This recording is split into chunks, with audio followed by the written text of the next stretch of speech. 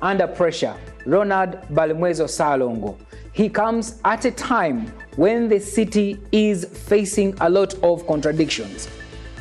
Demand for an orderly city, street vendors being pushed off, and traders demanding what is their due.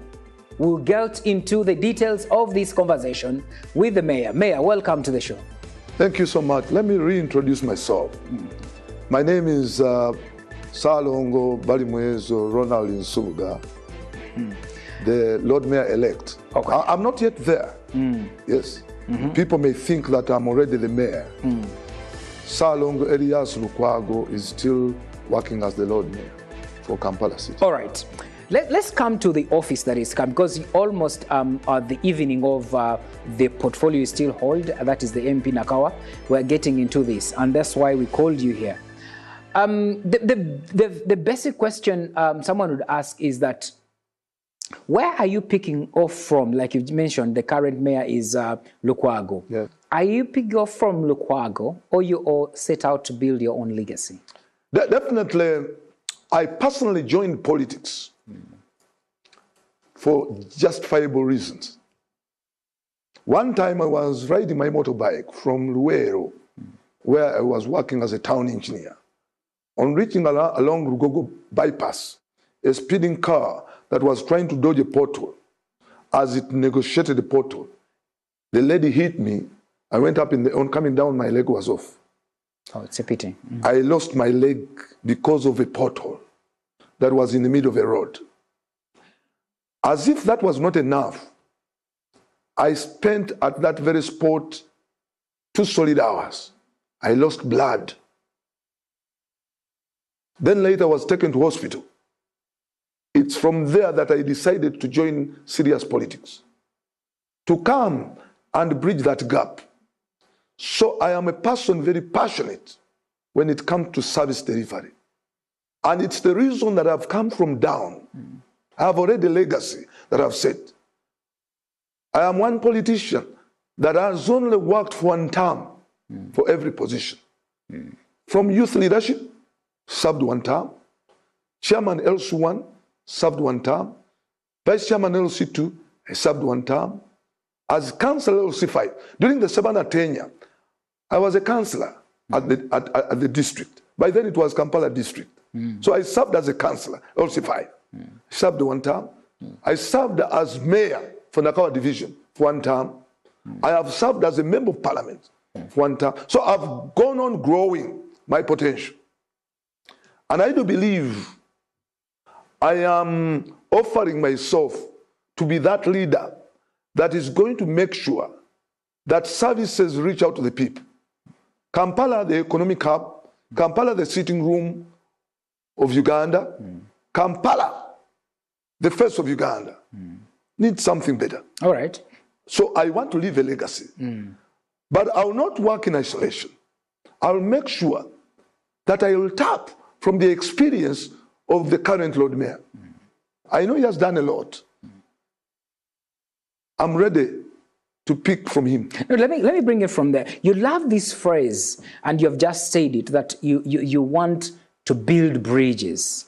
Yeah. That's what you say. To bridge the gap. To bridge the gap. Between the poor and the rich.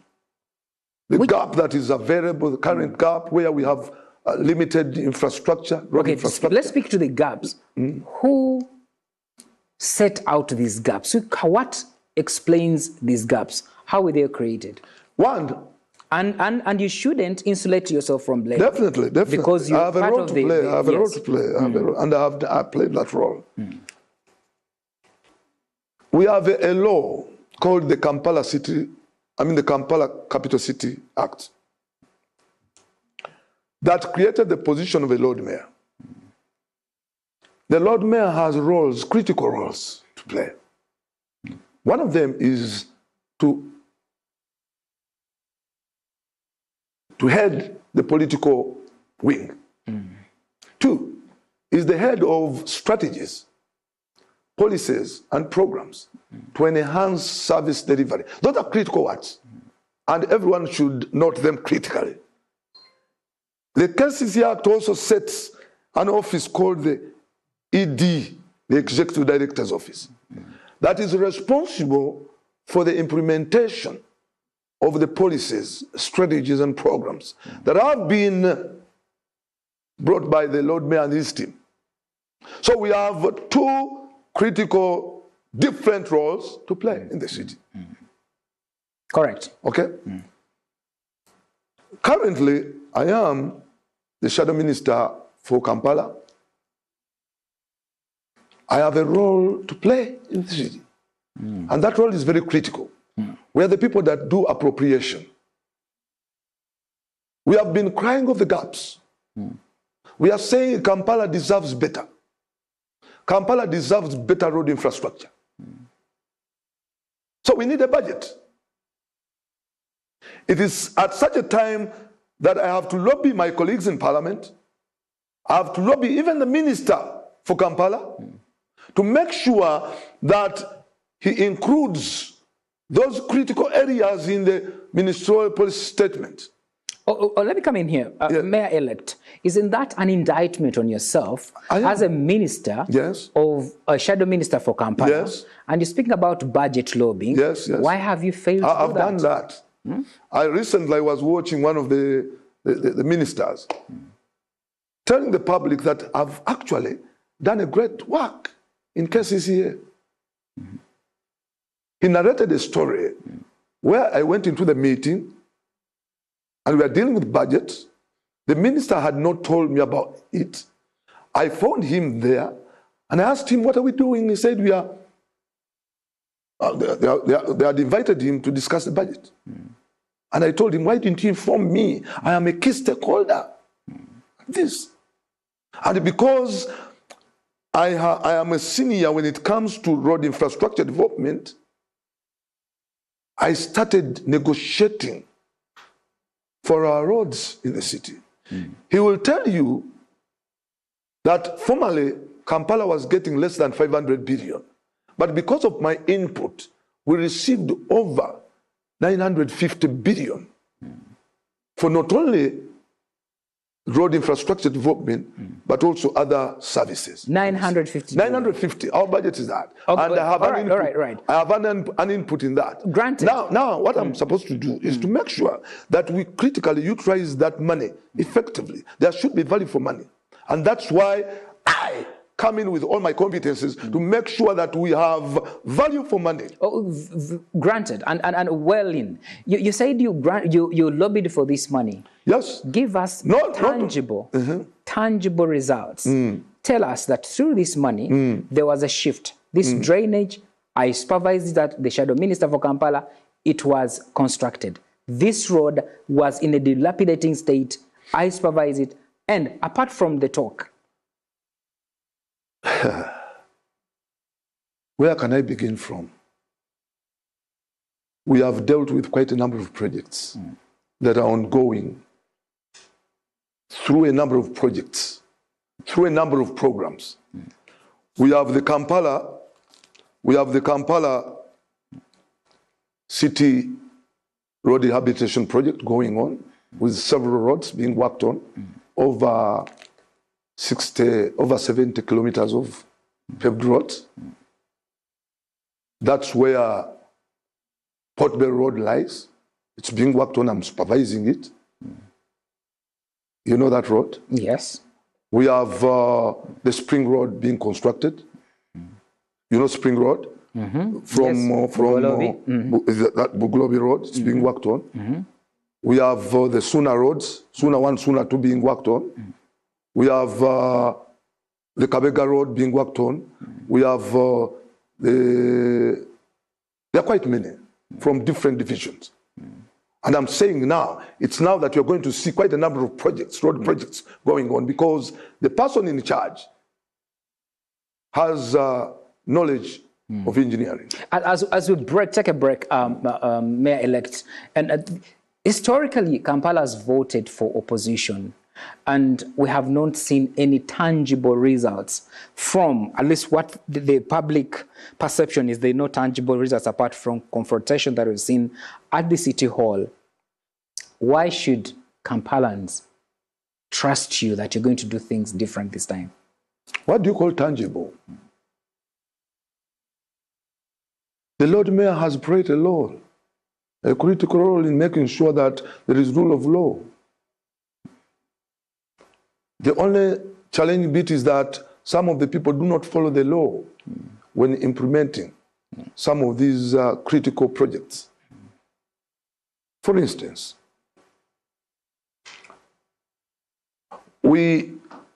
it's the role of the Lord Mayor to plan for the people, for all the people in Kampala. He's in charge of making policies. He's in charge of making programs. He's in charge of making sure that we have ordinances, laws that are going to be used to have service delivery. Recently, you saw the street vendors being evicted from roads. It's the Lord Mayor supposed to prepare for those people. But he was not given a chance.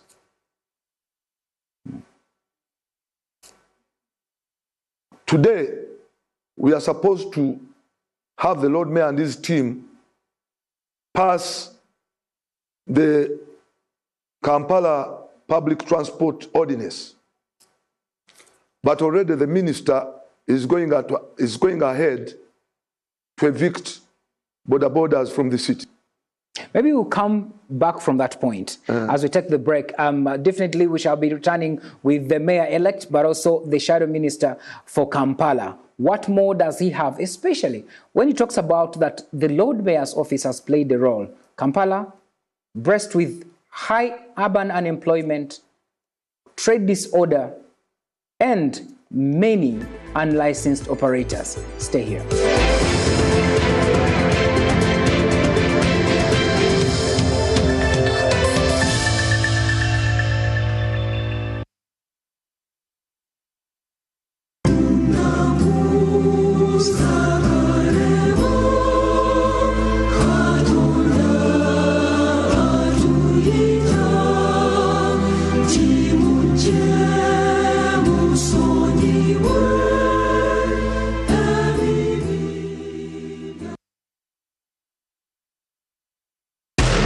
We're not made to be alone. It's baked deep into our DNA, driving us to connect. Because we know that when our tastes are as diverse as our world, the world becomes a magical place. And that when we experience life with each other, everything changes. As the world's #1 vodka, all we do is about that. From shaking up cocktails to a taste for everyone. We've been doing for Kampala, capital city. Yes, Honorable Salongo, Hon.Balimwezo. Before we took a break, yes, you're talking about the role of the Lord Mayor. And I can put it to you that years after year, Kampala continues to be the same, if not the same, the worst. Potholes, disorganization, people cooking on the road, what you'd call road. Lord Mayor, someone questions, you as the shadow minister, who is coming on as the mayor? Have you traveled? Is that the city that you love to see? I have. Now, this is where we go wrong. Each one of us has a role to play in the Kampala that we are. And that's the reason that as Lord Mayor, the first thing I'm going to begin with is mindset change, including your own mind. We have seen people driving Benzes, Porsche cars, littering. That must end. So I want to make sure that I bring together all those stakeholders together, and we discuss the Kampala we want. That's going to be my starting point. Your party, National Unity Platform, enjoys significant support from vendors and people in the informal trade. Yes. KCCA, the executive arm, has evicted them off the streets. Are you going to defend that electorate that is so important to you, or you move with enforcement? Everyone is important in the city. The city is for all of us, the rich, the poor.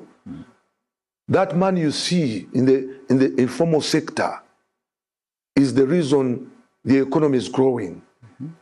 Those are the people that contribute 75% to the national economy. for information. It's not only the rich. Therefore, as Lord Mayor, I must, as a matter of fact, prepare for them. I must organize them. I must see that they live in a city that they deserve. What do you mean by organizing them? Organizing is by Are you getting looking them at back on critical... street? No, not taking them back on streets. Are you aware that we spend quite a lot of money on them? Are you aware that it's government that has put them on the streets? Let me give you a typical example. We have Mutungo Parish. You know, majority of the services depend on the parishes. Parishes. You've seen our education system. Depends on the parishes. Because the policy is clear.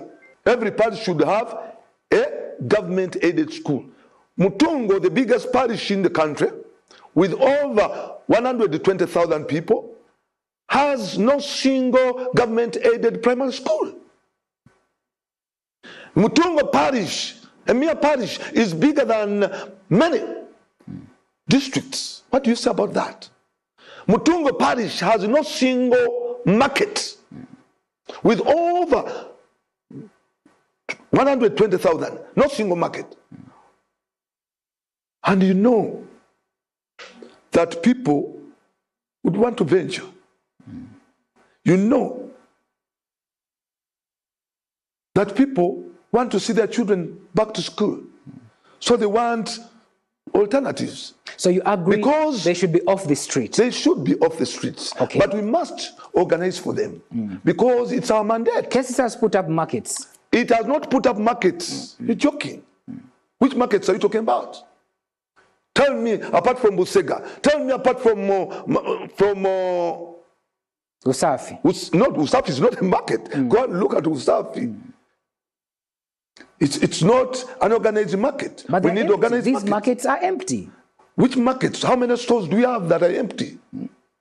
Does Kampala, capital city, know the number of vendors, street vendors that it has? As a shadow minister, do you know the number? They number? are about 35,000. What did you do? I have done that before. Did you do a policy paper where you presented and asked the minister of Kampala to... KCCA was dealing with that. And today, I tell you that the Lord Mayor's team is trying today to approve. I don't know whether they have sat anyway.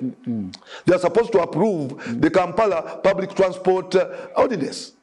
So they are trying to deal with those. Kampala, capital city. Recently, the Lord Mayor was telling us that they had a policy. They had agreed, they had a resolution that some of these vendors should be given time to work on the streets. So be permitted. Let me come in here. Let me come in here. Yeah. Kampala cannot function with a chaotic trade order. Yes. But also families need to feed.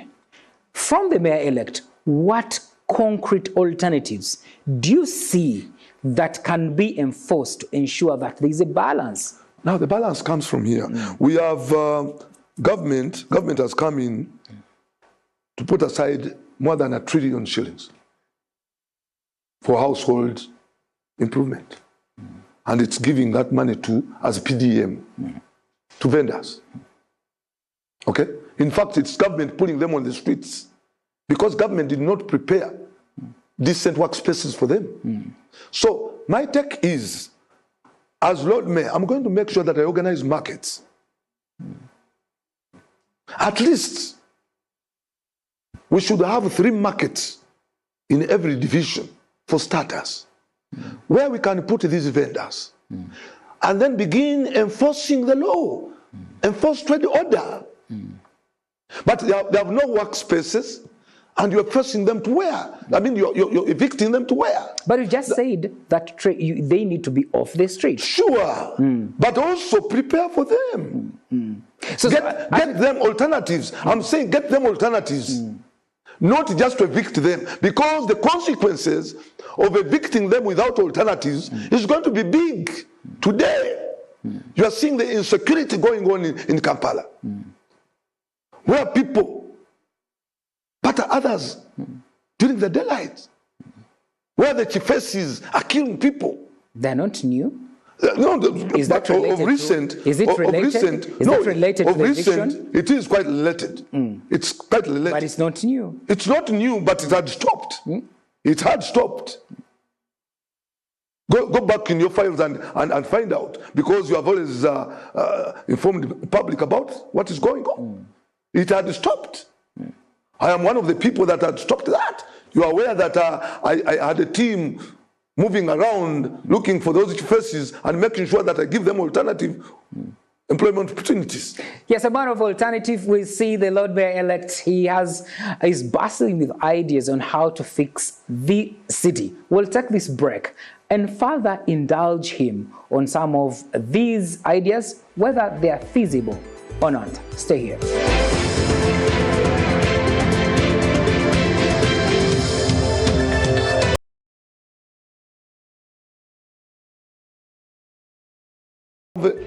An idea that government should first think of organizing decent workspaces for our people, organizing markets. Today, we are proud that KCCA is saying it has 2,346 vacant spaces. But again, they tell us that some of these had already owners. So they are recalling them back too.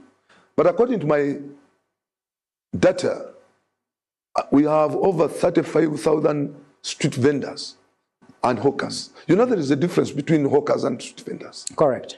Okay, so we have these hawkers that move place to place. And why do they move? Because you have not provided such services in those areas. Such services like markets. I gave you a typical example of Mutungo with the largest population without any single market. What do you think? Hawkers will go there. Vendors will go there, street vendors. So we want to make sure that we bring services closer to people. Let us expend PDM money on making sure that we have those decent spaces. Then be able to give money handouts to those that have spaces where to work. What is happening is a racket of bribery. You know, the enforcers are the same people allowing those people on the streets. Have you brought it to light? We are trying to deal with that. And I will make sure as a leader. Are you going to try? You're trying to do that. You have been a shadow minister for some time. Yes, I have. But with limited powers. You're aware? I'm supposed to direct the minister in charge. As shadow minister. I'm supposed to bring alternatives. Which alternatives can be taken or not? If the shadow minister... Invite the minister here and ask her whether the shadow minister has always advised her. She's free to take the advice or not. That's what we call the alternative. Not to lose you on that. Yes. When the minister of Kampala fails to act on your advice, yes, does it remain ornamental and functional? Definitely, because she owns the budget. Anything to be done must be in the budget. And that's the reason that we have to sit together during the budgeting process so that we agree on what actually are critical priorities of our people. We must deal with the critical priorities. Okay. So that we budget for them. We want alternatives. I want to see the budget for employing some of these vendors. Some of them are qualified people with books, but are hawkers, are vendors on the streets. Why don't you give them alternative employment opportunities? Let's speak about measurable targets. Yes. You have talked about the different initiatives that you can help, especially the street vendors that have been put. And I've done that before. Can you give us a measurable target, like in the next, when you assume office, yes, 24 months, what are those things that we should measure you against in this round? If we deal with the budget critically, well, and we do agree, and perhaps the PSST agrees, the government agrees to give me that money, to give us that money, I believe that in the first 1 year, we shall have increased the salary of the cleaners that clean our city. They are over 4,000. Okay? We shall have employed more, about 1,000 to be able to clean and also help us in stopping littering in the city. That's under the enforcement. We need scouts. We put scouts along the streets, give them cameras, okay? Littering will stop, believe me, like it was done by Jennifer Musisi. Mayor-elect, still going back to my question, I don't feel it's answered. I said measurable targets. In terms of livelihood protection, I want to hear what you plan, especially to these people on the bottom of the pyramid. Something that is for 20,000 jobs through this. I'll fix this. That is what we want to measure against. Now, measurable targets come from the budget. You get the point? You've looked at the current budget. Yes, currently we have nothing. You can estimate. We have limitations because what they are thinking of giving Kampala is still the same they have now. In the case it's the same. I don't want it to be the same. And that's the reason that I'm coming in, to make sure that I lobby my colleagues, I lobby the ministers to make sure that I show them the challenges that we have. I've already called the Minister of Local Government, telling him, look, Kampala, the policy is so clear when it comes to education. We have a policy that I earlier stated, that every parish should have a government-aided primary school. Kampala is so populated. We have a parish called Mutungo that has no single primary school. But we have other parishes out there with 2 government-aided primary schools. Kampala, we lack over 50 primary schools in our parishes. So I need money. If they listen to me and add me money for schools, I'll be able to tell you that we are going to have this number of schools. If you invited me in June, I'll tell you the measurable. No. In the budget process, Mayor-elect, you have an estimate. You have a forecast. You say if scenario 1, the budget does not change. I have these street vendors have been put off. This is the alternative that I planned for them. In scenario 1 where the budget stands, what would be the answer? Now listen, you know, currently we have, government has given us 0 money for the markets. Despite the fact that there is a directive, presidential directive, that every division should have 2 new markets. There isn't money in the budget, in the BFP. Okay? Today, we have a market being constructed in Chitintali. It only lacks 1.5 billion. It has not been added. And what I'm saying is, look, Minister, can you add this in your budget? PSST and government,